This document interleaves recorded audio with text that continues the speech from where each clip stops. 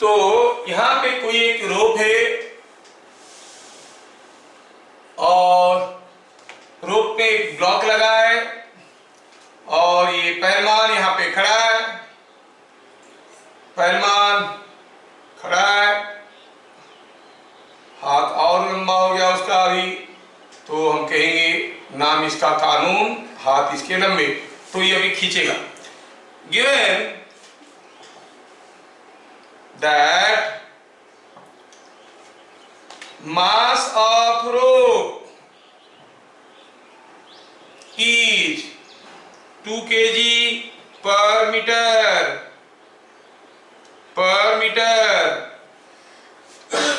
find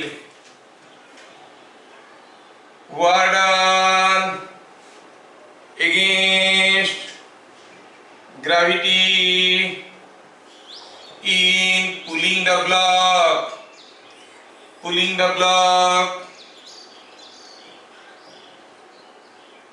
near pulley के पास खींचने में क्या वर्क होगा? ब्लॉक को खींच के यहाँ तक लाना है, तो कितना वर्क होगा? क्या दिया था? ये दिया था लेंथ इसका 5 मीटर है, ये ब्लॉक का मास 4 केजी है, पहलवान कानून पहलवान खींच रहे हैं, क्या वर्क होगा अगेंस्ट ग्रेविटी? ये हो गया क्वेश्चन, ये हो गया क्वेश्चन। दूसरा question,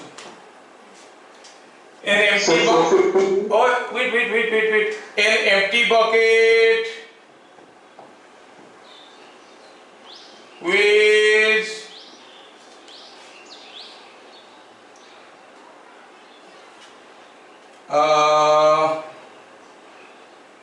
empty bucket has mass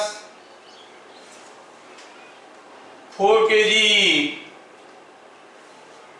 when filled with water. Its total mass is 20 kg. A full bucket of water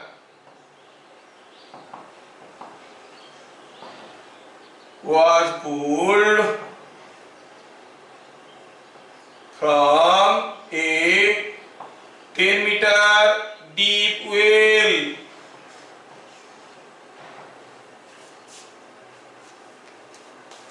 Water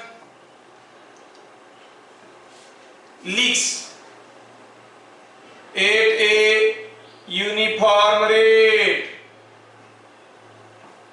so that upon reaching the top,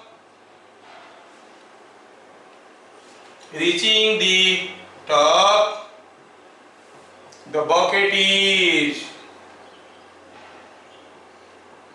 found to be half filled. Find work done against gravity.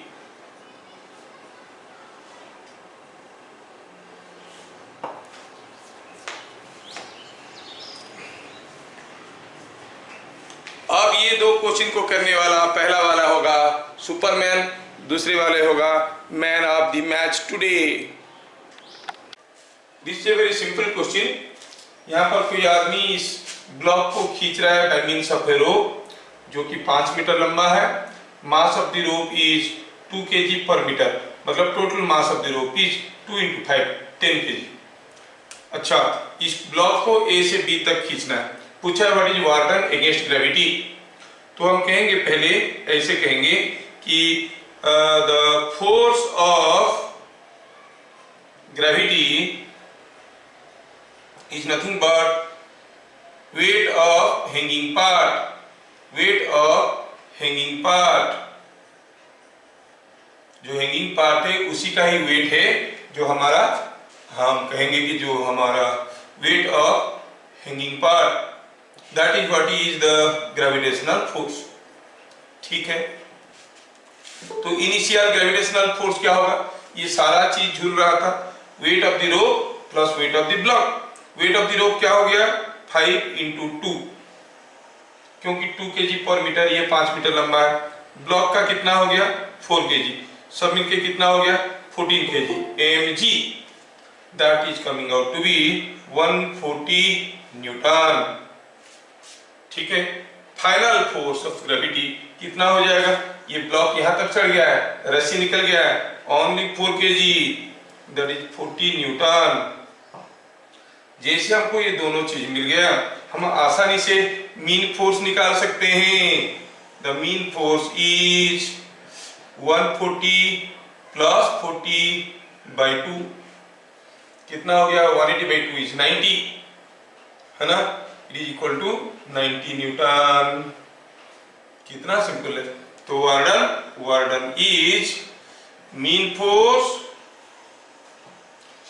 Into displacement, mean force into displacement, that is 90 into displacement is 5, कितना हो गया 450 joules. So the work done will be 450 joules. समझ में आ गया, वर्डन will be 450 joules. ठीक है, दूसरा question कैसे था, the second question was something different.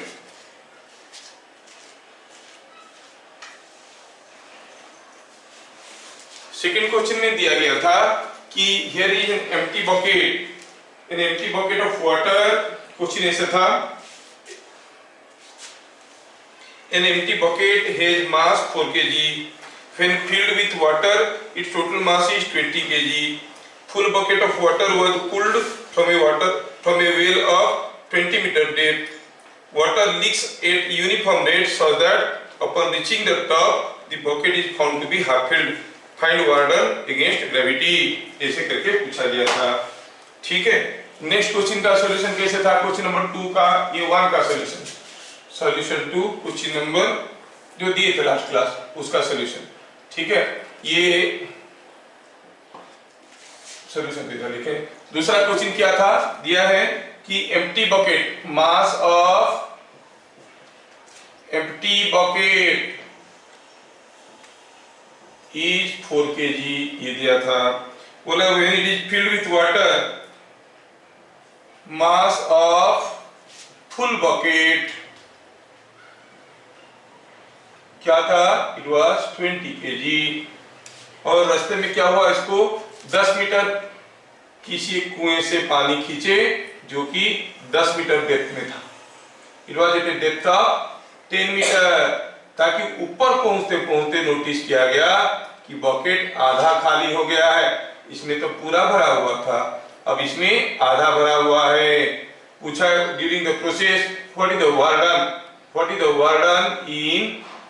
वर्डन against gravity in lifting it up to a height of 10 metres.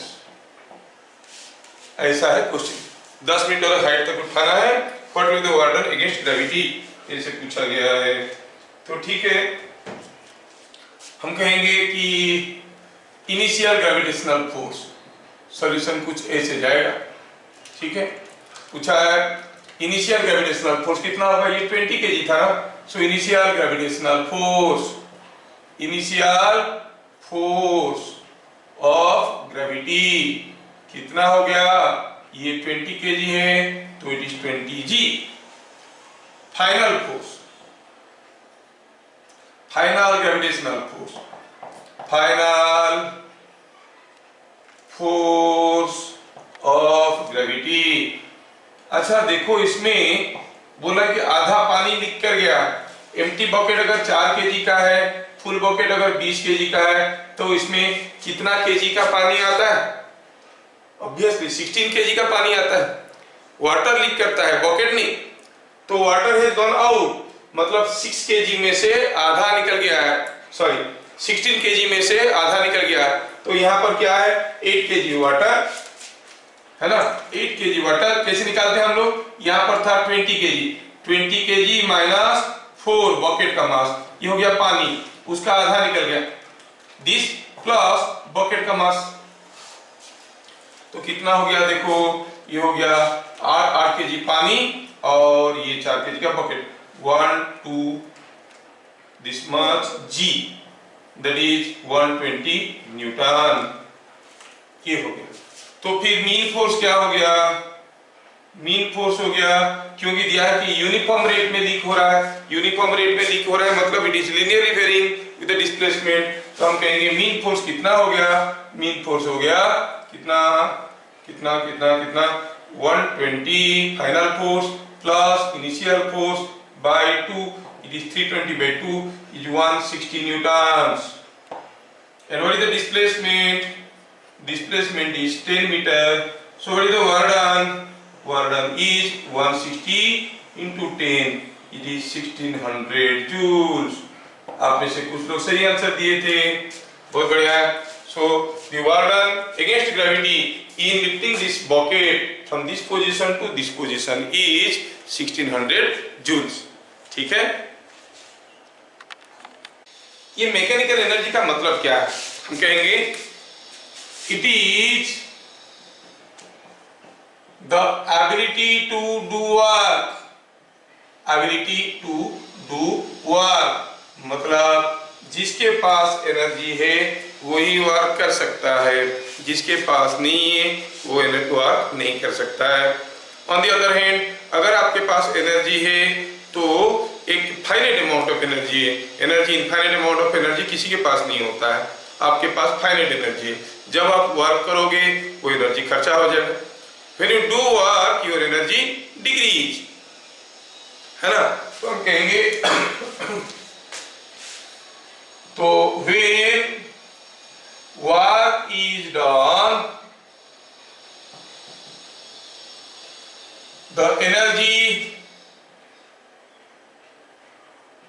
available with the source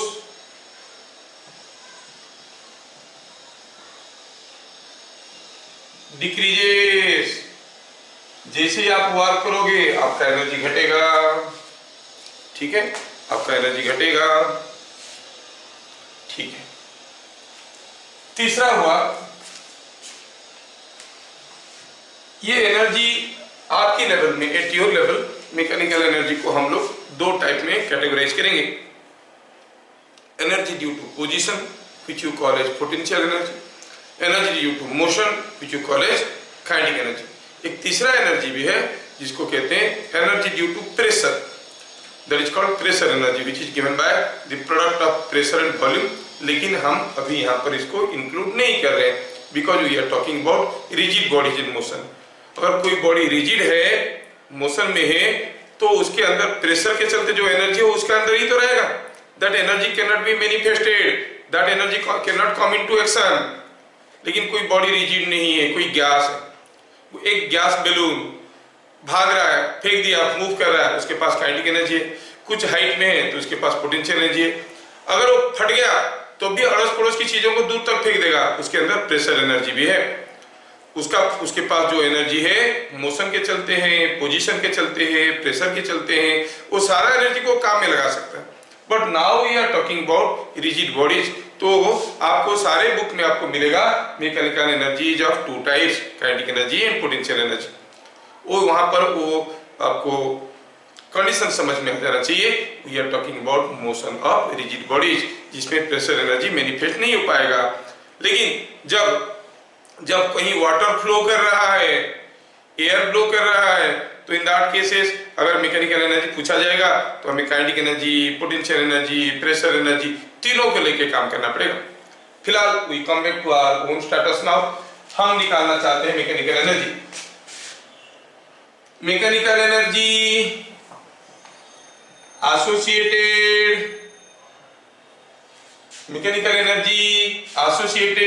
with a rigid body. Book में क्या है कि कभी कभार चीजों को इतना फ्रीक्वेंटली दे देता है वो लोग भूल जाते हैं कि मैकेनिकल एनर्जी दो टाइप का है। But be very particular, mechanical energy associated with a rigid body are basically of two types. क्या इसके अंदर प्रेशर एनर्जी नहीं है?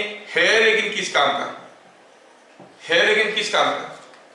वो किसी वर्क में आ नहीं पा रहा है। एक कोयला है, कोयले के अंदर कोयले को फेंकोगे तो उसका पास काइनेटिक एनर्जी है, पोटेंशियल एनर्जी है, थर्मल एनर्जी भी है। तो जब हम उसका मोशन कंसीडर कर रहे हैं, उसका थर्मल एनर्जी को क्यों लेंगे? क्योंकि it is not capable of delivering that energy. वैसे रिजिड बॉडी के अंदर भी प्रेशर एनर्जी है, but as that is not coming into play, we are not accounting that here. हम लोग कौन सा चीज को देखेंगे? वो एनर्जी जो अभी वार कर सकता है।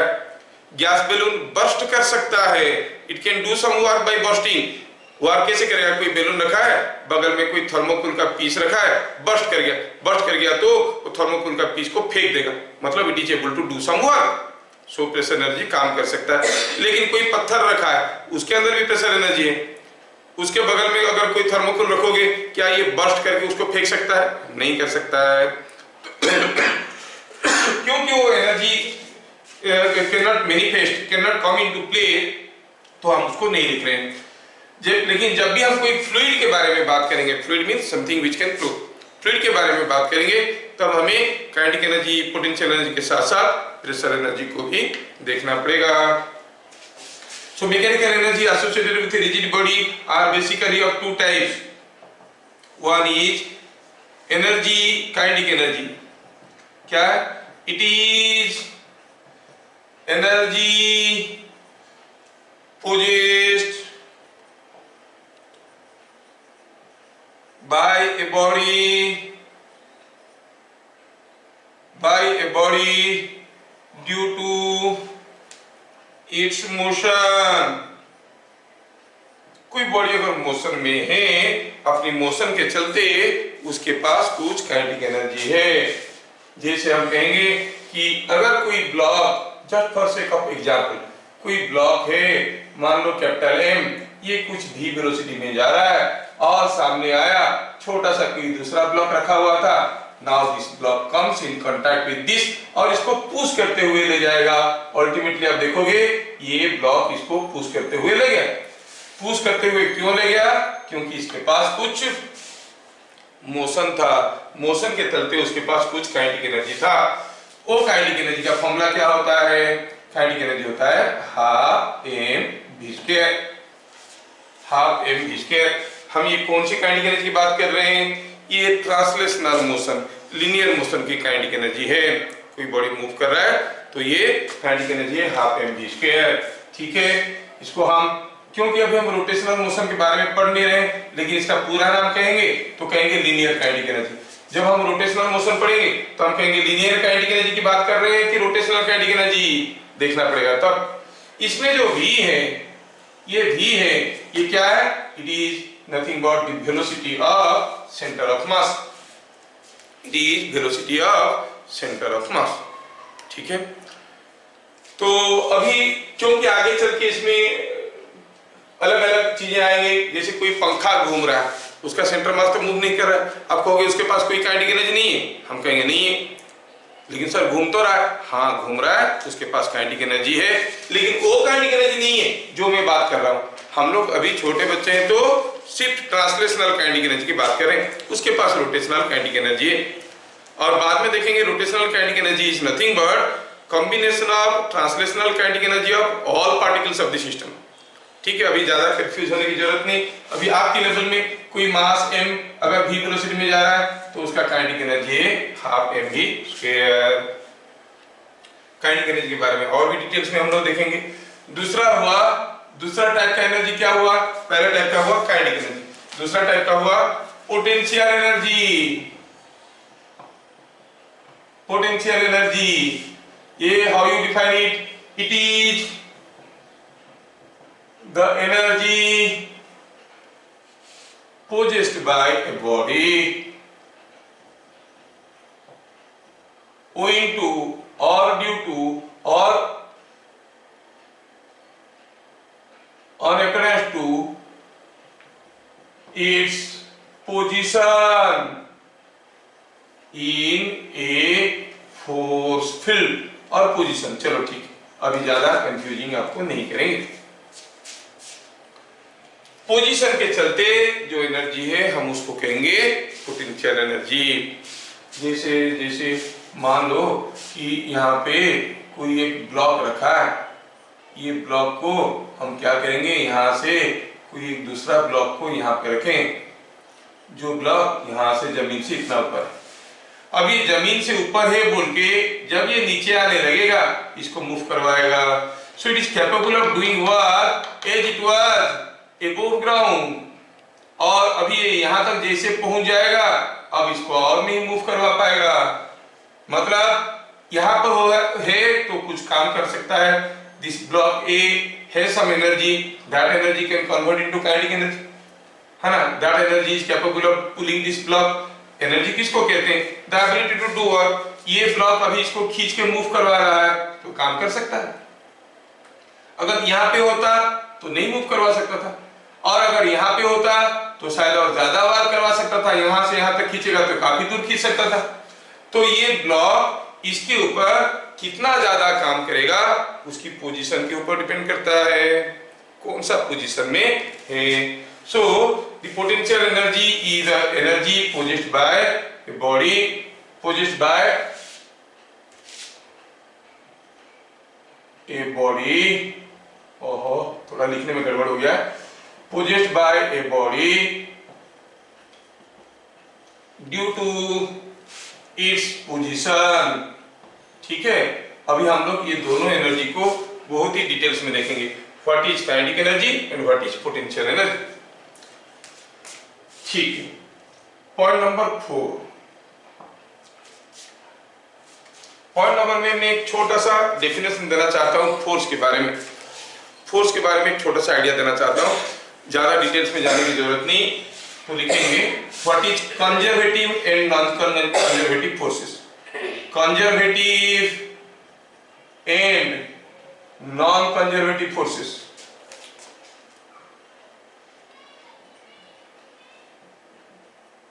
Conservative and non conservative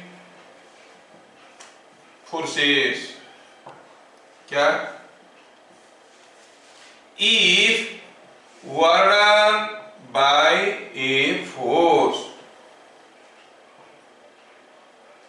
in moving a body from one point to other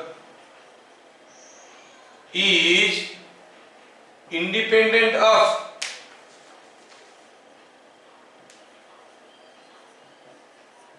the path followed,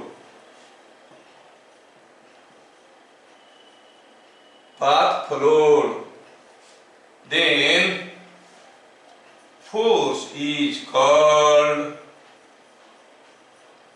a conservative force. Force is called conservative। कोई फोर्स को कंजर्वेटिव कब कहेंगे?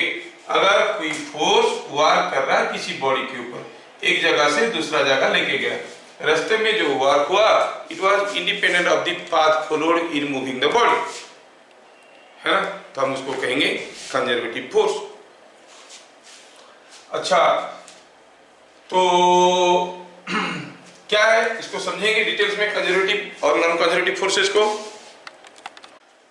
तो कंजर्वेटिव फोर्स किसको कहते हैं? जिसमें work done is independent of the path followed. अच्छा देखो, सपोज हम एक एग्जांपल देते हैं।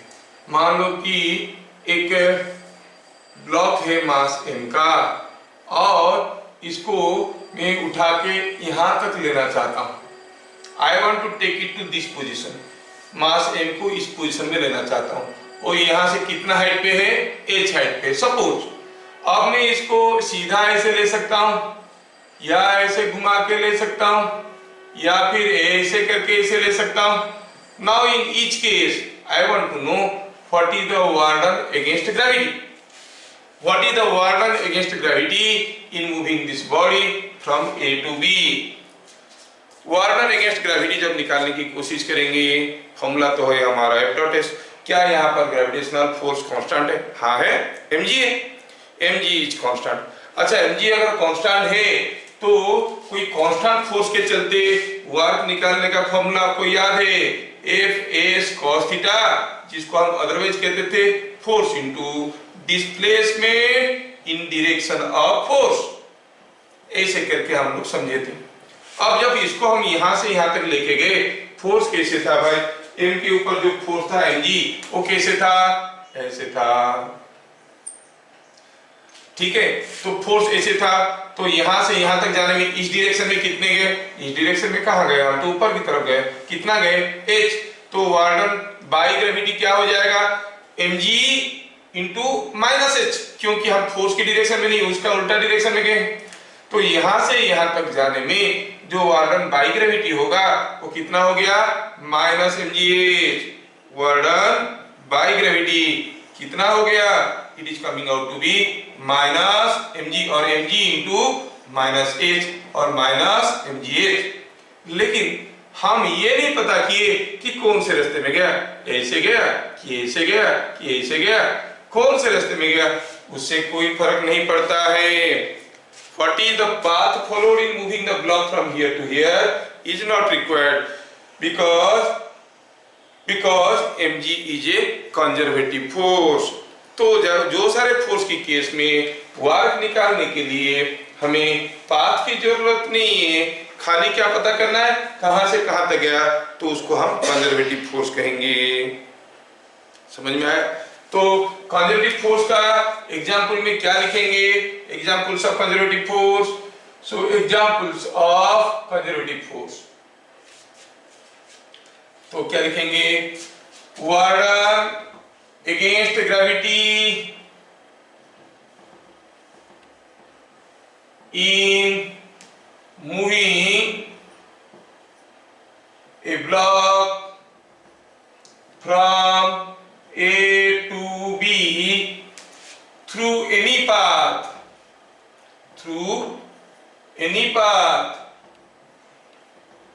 is mgh,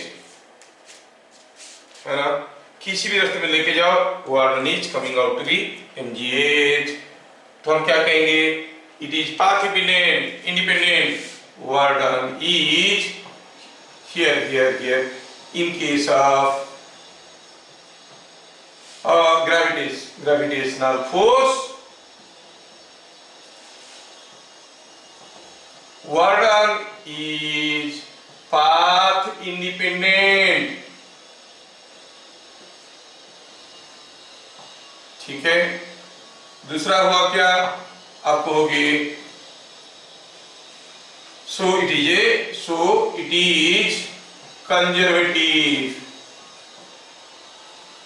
काफी फोर्स आएंगे जिसमें पाथ इंडिपेंडेंट नहीं होगा, डिपेंड ऑन द पाथ। अच्छा, अगर हम कहेंगे कोई एक बॉडी को ऐसे दी, यहां से उठाया, इस बॉडी को यहां से उठाया मास m का, ऐसे घुमा घुमा के लाया, फिर से लाके यहां पहुंचा दिया। Now what is the warden, force into displacement in the direction of force, because here gravitational force is a constant। अगर gravitational force constant है तो फिर ये पूरा घूम के आने में डिस्प्लेसमेंट क्या हुआ, zero. So what is the warden by gravity, ये पेन को मैं ऊपर उठाया, मैं नीचे ले आया, some work is done by me, I am not asking about my force, I am asking about the force और वार्डन against और by gravity।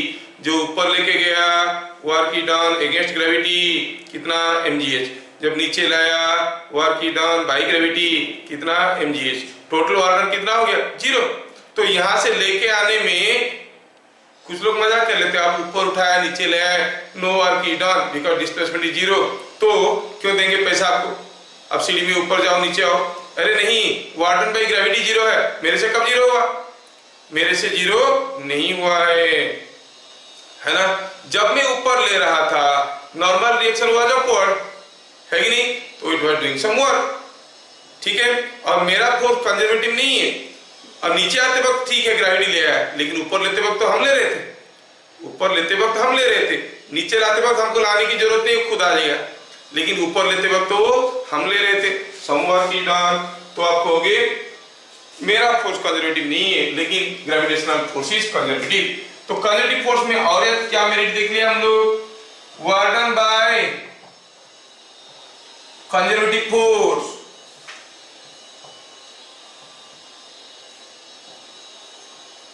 in moving a body in a closed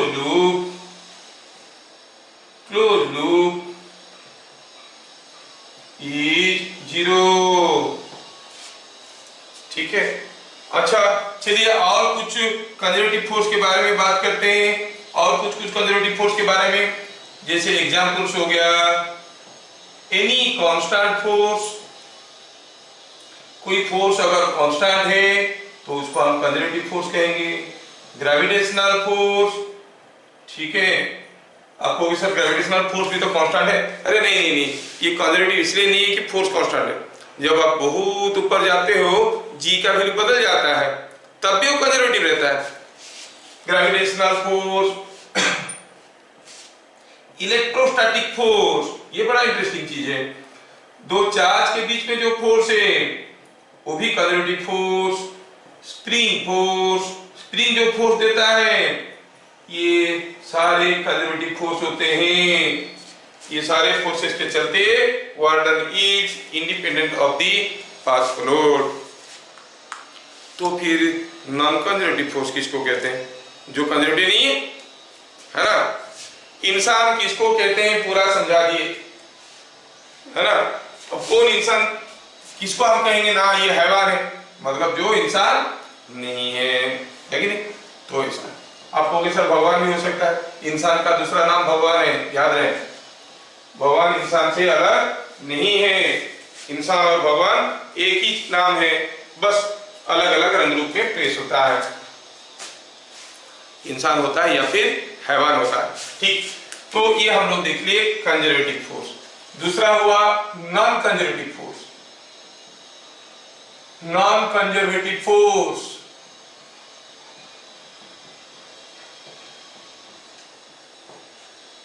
if the burden by a force is path dependent, it is called non-conservative force। Non conservative force क्या है? जो path के ऊपर depend करता है।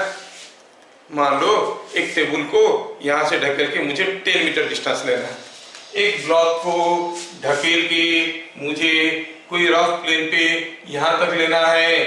ऐसा सीधा लेने में ज्यादा वर्क होगा अगेंस्ट फ्रिक्शन, कि ऐसे घुमा घुमा के लेने में ज्यादा वर्क होगा? घुमा घुमा के लेने में बहुत ज्यादा वर्क करना पड़ेगा। अब वो यहाँ से तो यहाँ पर लिए अगेंस्ट फ्रिक्शन ज्यादा वर्क कैसे हो? हाँ, क्योंकि non frictional force is a non conservative force. और हरदम it's not a constant force when you are going in a path like this, continuously उसका मैग्नीट्यूड और डायरेक्शन बदल रहा है, क्योंकि आप ऐसे जा रहे हो तो फ्रिक्शनल फोर्स हरदम अपोजिट हो रहा है। और जितने ज्यादा डिस्टेंस जाओगे उतने ज्यादा वर्क होगा, जितना कम डिस्टेंस जाओगे उतना कम वर्क होगा। सो फ्रिक्शनल फोर्स हो गया नॉन कंजर्वेटिव फोर्स। ठीक है, और एग्जांपल में क्या लेंगे इसका? एग्जांपल में लेंगे फ्रिक्शनल फोर्स,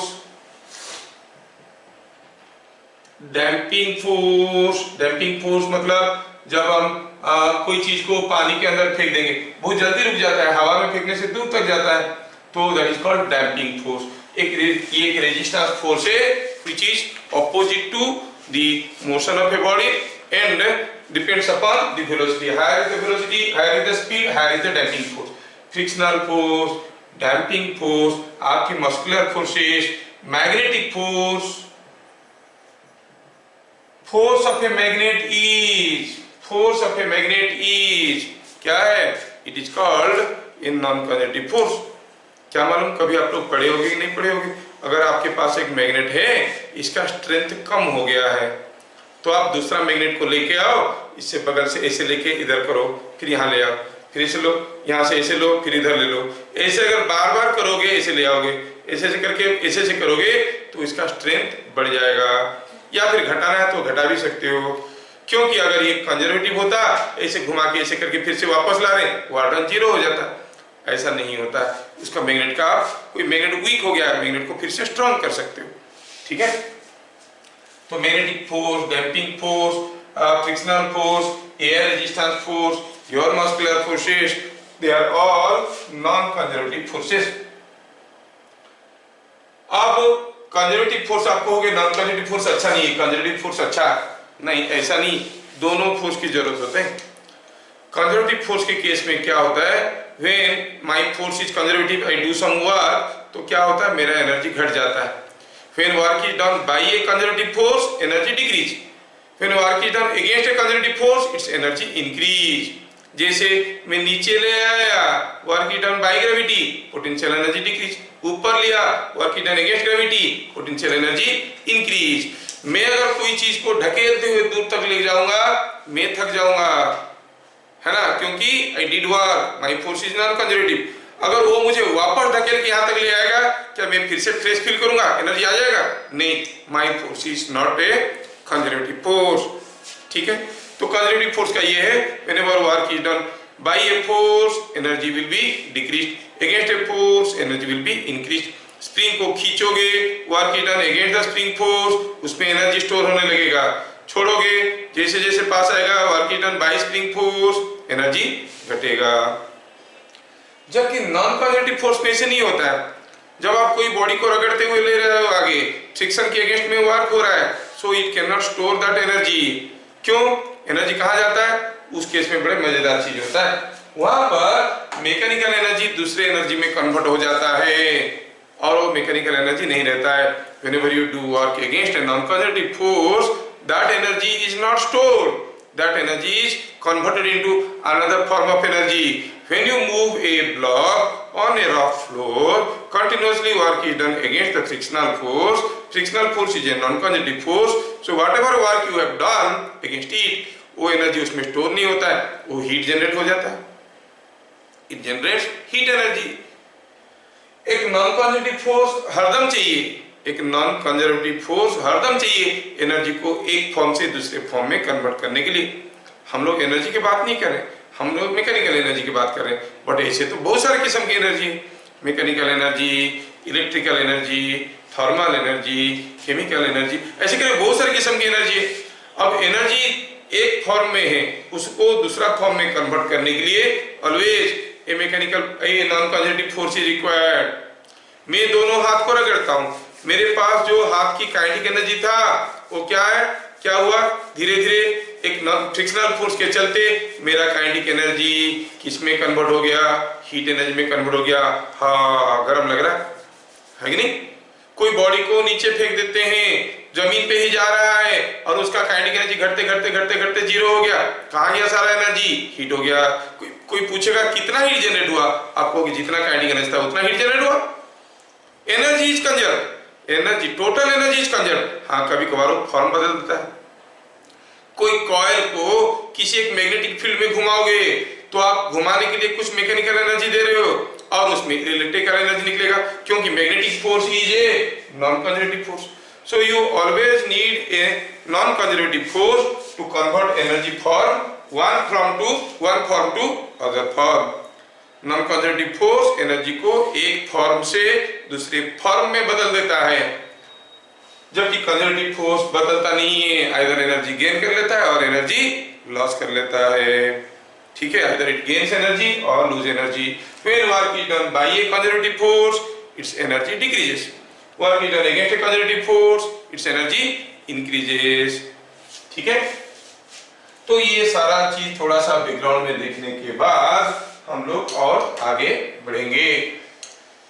तो क्योंकि एक एक्स्ट्रा फीचर है तो उसको लिखना जरूरी है। ए non conservative force, A non conservative force is always required to convert energy from one form to other। ठीक है, एक फॉर्म से दूसरा फॉर्म में कन्वर्ट करने के लिए एक नॉन कंजर्वेटिव फोर्स की हरदम जरूरत होता है। ठीक है, क्या देख लिया हम लोग? पोटेंशियल एनर्जी जो है वो क्या है कि it is the energy possessed by a body due to its motion. पहला सबसे इंपॉर्टेंट पॉइंट पोटेंशियल एनर्जी के बारे में आपको सबको जानना है कि पोटेंशियल एनर्जी आगे में पीई लिखूंगा। is defined only for conservative forces, conservative forces, जिसको हम लोग फील्ड कहेंगे। फील्ड का दूसरा नाम फोर्स है। कंजर्वेटिव फील्ड्स और conservative forces. Gravitational field, gravitational force, magnetic field, magnetic force, electrostatic field, electrostatic force. कहने का मतलब है आपका जो पोटेंशियल एनर्जी है सिर्फ कंजर्वेटिव चीजों के लिए मिलेगा। आपको ग्रेविटेशनल पोटेंशियल एनर्जी मिलेगा, इलेक्ट्रोस्टैटिक पोटेंशियल एनर्जी मिलेगा, स्प्रिंग पोटेंशियल एनर्जी मिलेगा, ठीक है, सरफेस पोटेंशियल एनर्जी मिलेगा, लेकिन आपको फ्रिक्शनल पोटेंशियल एनर्जी नहीं मिलेगा, मैग्नेटिक पोटेंशियल एनर्जी नहीं मिलेगा, ठीक है, वो सब चीजें नहीं मिलेंगे because all they are non conservative forces. सबसे इंपॉर्टेंट हुआ कंजर्वेटिव फोर्सेस के लिए ही डिफाइंड है। सर क्यों सर नॉन कंजर्वेटिव के लिए डिफाइंड नहीं है? क्योंकि उसका डेफिनेशन ही ऐसा है, वो डेफिनेशन ही ऐसा है कि वो नॉन कंजर्वेटिव में बनेगा नहीं। अब देखेंगे डेफिनेशन क्या है, तो देखोगे आप कि डेफिनेशन के चलते वो नॉन कंजर्वेटिव फील्ड्स के लिए, नॉन कंजर्वेटिव फोर्सेस के लिए डिफाइंड नहीं है। ये सिर्फ कंजर्वेटिव फील्ड्स के लिए, कंजर्वेटिव फोर्सेस के लिए डिफाइंड है। कंजर्वेटिव फोर्स किसको कहते हैं? जो the work done by the force is independent of the path, किस रास्ते से किए उससे कोई मतलब नहीं है, तो हो गया वो कंजर्वेटिव। और दूसरा इंपॉर्टेंट क्या है? कंजर्वेटिव फोर्स का दूसरा इंपॉर्टेंट फीचर जो आपको याद रखना है, अगर कोई कंजर्वेटिव फोर्स अप्लाई करके कोई बॉडी को घुमा फिरा के उल्टा पुल्टा करके फिर से वापस आ जाते हैं जहां थे वहीं पे, तो total work done by the conservative force is 0। ये दो स्टेटमेंट याद रखना। पहला हुआ work done is independent of the path followed, दूसरा हुआ total work done in moving a body throughout any close loop by a conservative force is equal to 0। तो ये defined only for conservative forces only, ठीक है, ठीक है। तो हम अभी बहुत जनरलाइज, आगे चल के जब आप पढ़ोगे और थोड़े बड़े हो जाओगे, यहां से शुरू हो जाएगा। कोई बॉडी स्टेबल इक्विलिब्रियम में है, अनस्टेबल इक्विलिब्रियम में, वहां उसका सबका एनालिसिस यहां से शुरू हो जाता है। तो अभी मैं उस डेप्थ में उधर में नहीं जा रहा हूं। दैट विल सी, अगर आप क्लास 10 पास कर जाते हो तो 11th में वो सब पढ़ोगे, ठीक है। तो अभी नंबर 2 में हम लोग देखेंगे, स्पेसिफिकली देख लेंगे, इसको पॉइंट बना देते हैं। ये कंजर्वेटिव फील्ड्स के लिए अवेलेबल है। आज देखेंगे हम लोग gravitational potential energy, gravitational potential energy. ये भी जो हम लोग पढ़ने जा रहे हैं या फिर तुम लोग पढ़ते हो, that is not correct, that is relative gravitational potential energy. कोई आपको पूछेगा बताओ ये पेन का एब्सोल्यूट ग्रेविटेशनल पोटेंशियल एनर्जी कितना है, आपके पास वो नॉलेज नहीं है। रिलेटिव टू ग्राउंड, हाँ आप जानते हो, mgh वाला फॉर्मूला जो आप कहते हो, ठीक है ना। तो हम कहेंगे ग्रेविटेशनल पोटेंशियल एनर्जी जो हम पढ़ रहे हैं रिलेटिव है, वो आपकी एज में। जब आपको कोई पूछेगा अर्थ का पोटेंशियल एनर्जी कितना है, अब रिलेटिव टू व्हाट किसको कहोगे आप, है कि नहीं? What is the potential energy of the solar system with respect to what कहोगे? That is what is called absolute potential energy. वो ग्रेविटेशनल चैप्टर में आता है। ग्रेविटेशन चैप्टर में तुम लोगों का तो थोड़ा सा है, लेकिन ग्रेविटेशन जब पूरे से पढ़ोगे तो उसमें आएगा what it means by absolute potential energy. Here we are talking about relative gravitational potential energy, क्योंकि दूसरा वाला पोटेंशियल एनर्जी अभी यहाँ पर नहीं है, एब्सोल्यूट वाला पोटेंशियल एनर्जी नहीं है, तो इसको भी रिलेटिव नहीं लिखते हैं, है ना। यही तो है, बस स्कूल लेवल में यही देखते हैं।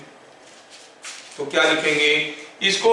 कभी कभार प्यार से हम लोग GPE करके बुलाएंगे ताकि लिखने के लिए आसान होगा। तो डेफिनेशन क्या है? Definition is GPE of a body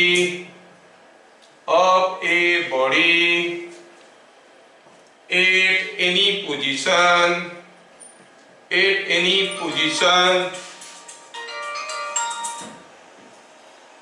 ठीक है, at any position, gravitational potential energy of a body at any position with respect to a WRT, with respect to a reference is defined as work done against gravity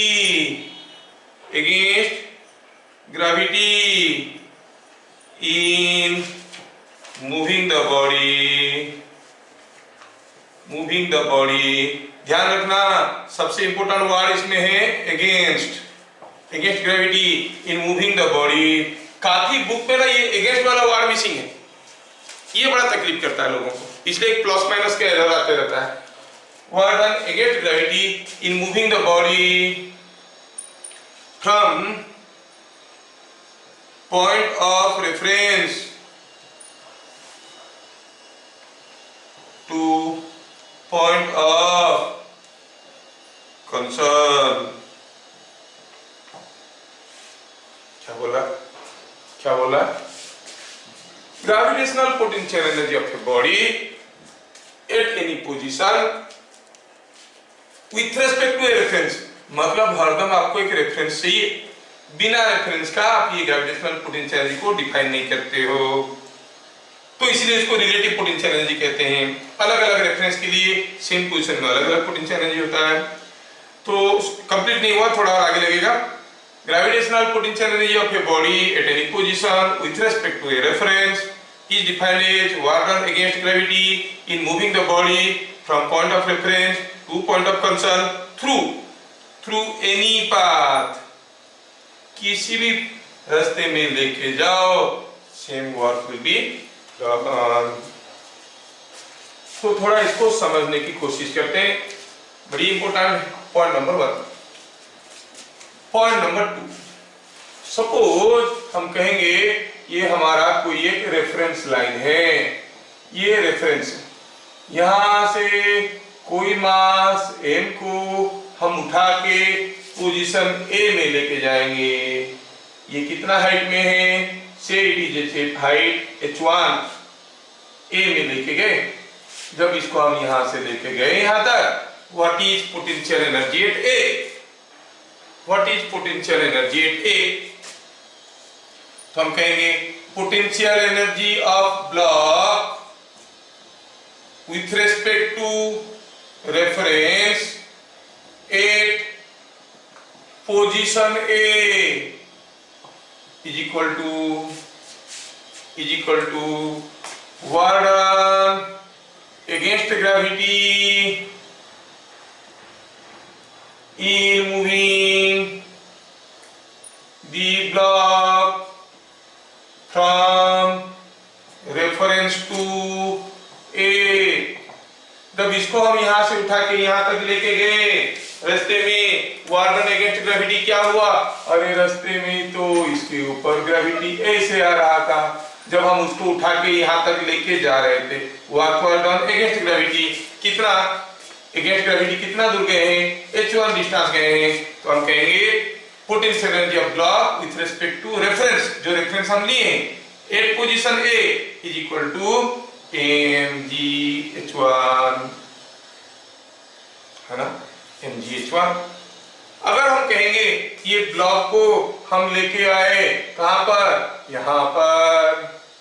मान लो ये position B है, जो कि यहां से H2 नीचे है, ठीक है। नाउ एट पोजीशन B हम कौन से रास्ते में लेके गए? कोई फर्क नहीं पड़ता है। अब यहां से इसको सीधा ऐसे लो, इसे घुमा फिरा के लो, कोई फर्क नहीं पड़ता। या फिर ऊपर ले लो फिर वापस लाओ, कोई फर्क नहीं पड़ता। हर केस में आपको potential energy at A will be same with respect to the same reference. Potential energy of block with respect to reference at position B is equal to work done against gravity. बार बार लिख रहा हूं ताकि ये statement आपको याद रह जाए, क्योंकि you are all beginners with potential energy in moving the block from reference to B। Reference से B तक लेना है, यहां से यहां तक लेना है। अच्छा, जब ये ब्लॉक को यहां से यहां तक लेके आएंगे, दिया हुआ है कि ये H2 है, ये H2 है। अच्छा, ये तो mg था, इस केस में भी mg डाउनवर्ड ही रहेगा, लेकिन यहां से यहां तक लेते वक्त वर्क डन अगेंस्ट ग्रेविटी। अब यहां से यहां तक लाने में वर्क डन बाय ग्रेविटी, क्योंकि नीचे आ रहा है, वर्क डन बाय ग्रेविटी कितना होगा, mg into displacement in the direction of gravitational force, force into displacement in the direction of gravitational force, mg into इस डायरेक्शन में कितना आया mg h2, but that is the work done by gravity. Potential energy is defined as work done against gravity. तो क्या लिखेंगे, work done by gravity हो रहा है mg h2, work done against gravity minus mg h2। तो आप कहोगे with respect to this reference, इसके ऊपर ए पॉइंट में बॉडी का पोटेंशियल एनर्जी है mgh1, ये पॉइंट में इसका पोटेंशियल एनर्जी है mgh2। These are all relative potential energies. कोई आपको पूछेगा बताओ ये पेन का पोटेंशियल एनर्जी क्या है, क्योंकि हम लोगों का अक्सर ग्राउंड रेफरेंस लिया जाता है तो हम बाकी कुछ भूल जाते हैं, कहते हैं कि हाँ mgh1 पॉजिटिव है, अरे अगर छत को रेफरेंस ले लेंगे तो नेगेटिव है। रेफरेंस कहां पर लिए उसके हिसाब से पोटेंशियल एनर्जी बदल जाएगा। कहने का मतलब है if it is above the reference potential energy will B positive, if it is below the reference potential energy will B negative. आपकी रेफरेंस के ऊपर डिपेंड करता है कि नहीं। आपका एक्सपेक्टेशन चाहिए मेरे से, अगर बहुत ज्यादा एक्सपेक्टेशन है तो आपको लगेगा कि सर अच्छा नहीं पढ़ा रहे हैं, आपका एक्सपेक्टेशन काफी कम है तो लगेगा कि सर तो बहुत बढ़िया पढ़ा रहे हैं, है कि नहीं। इट इज योर रेफरेंस, क्या है आपका रेफरेंस, कहाँ है आपका गोल, उसके हिसाब से मेरी पढ़ाई आपको अच्छा या बुरा, हाई या लो लगेगा। तो ये जो डिस्कशन हम किए उसमें से हमें क्या समझ में आया, समझ में ये आया कि पहला चीज समझ में आया potential energy of a body, potential मतलब gravitational potential energy of a body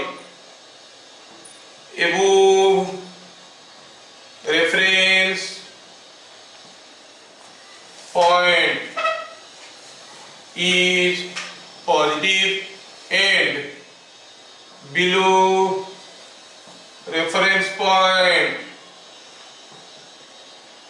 is negative. ठीक है। दूसरा हुआ इन द एक्सप्रेशन ऑफ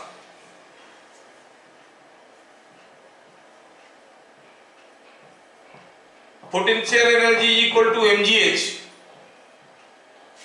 ये h क्या था h, work done against gravity निकालने के लिए डिस्प्लेसमेंट देख रहे थे, लेकिन हम लोग तो पढ़ चुके हैं इन the expression of F dot S, S क्या है, एस इज डिस्प्लेसमेंट ऑफ किसका, बॉडी, फोर्स नहीं, क्या था, point of application of force, जिस पॉइंट में फोर्स आ रहा है उसी का डिस्प्लेसमेंट। ध्यान रहे एच क्या हो गया, it is vertical height of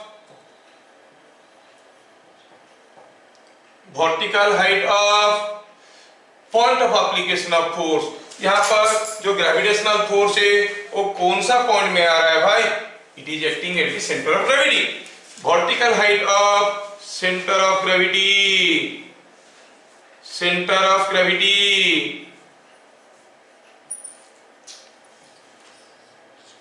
above the reference, ये आपको समझ में आना चाहिए।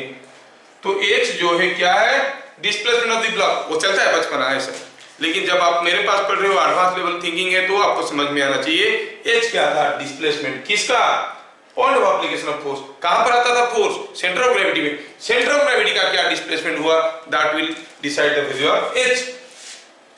Vertical height of centre of gravity above the reference. For example अगर मैं कहूं कि यहां पे रेफरेंस लिया गया, I choose this as a reference, ये रेफरेंस ले लिया, आप रेफरेंस कहीं भी चुन सकते हो एज पर योर रिक्वायरमेंट। और मान लो कि एक डंडा ऐसा रखा